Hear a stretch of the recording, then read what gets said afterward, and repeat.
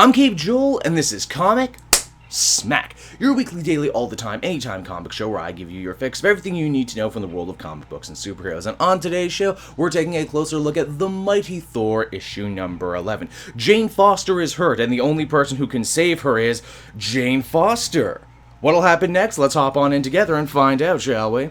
Alright then, so picking up from where the last issue left off, Thor got shot by a magical golden bullet fired by the Exterminatrix. She would have died right then and there if not for the quick intervention of another Jane Foster who came out of a portal. This Jane not only has the real Jane Foster's tools, but also a great knowledge of Asgardian physiology and as such is able to operate and get the bullet out. And not a moment too soon either, as things are going from bad to worse on Roxxon Island. In fact, the art does a really great job mimicking, a sort of spinning effect, which I like quite a bit. The only one who can stop the island from crashing into New York City and causing countless fatalities is Dario Agger. Unfortunately, he is freaking out right now in Minotaur form, trying to kill the Silver Samurai and Exterminatrix for attempting to rob him. He calms down and calls off the island's descent, but things just get weirder from there. Remember that gold bullet? Well, apparently it grew legs, crawled away, and turns the entire island into a floating piece of gold. This means Thor has to fight her way past the bad guys and then stop the island from crushing a building, which he manages to do, but just barely. S.H.I.E.L.D. is there and manages to round up all the bad guys, of course, as they're all super rich CEOs of their own corporations. They probably won't see a day in jail, that is, unless they don't kill each other first. The two S.H.I.E.L.D. agents who have been hounding Jane all arc long apologize for insinuating that she could ever be Thor, because how could she possibly be Thor? Jane Foster standing right in front of them, right? There is the matter of the romantic text messages shared between Jane and Sam Wilson, but they play that off as having a long-standing relationship, what with Jane being a physician for the Avengers and such. There's actually a funny bit with these two S.H.I.E.L.D. agents going, "Oh man, our theory about Jane Foster being Thor didn't play out, but you know what, before Maria Hill fires us, there's this blind lawyer in Hell's Kitchen, we think he might be Daredevil." Nah. Now, as you might have guessed, Ross Solomon is absolutely loaded with questions, and so is the reader right now, as we discover the extra Jane who showed up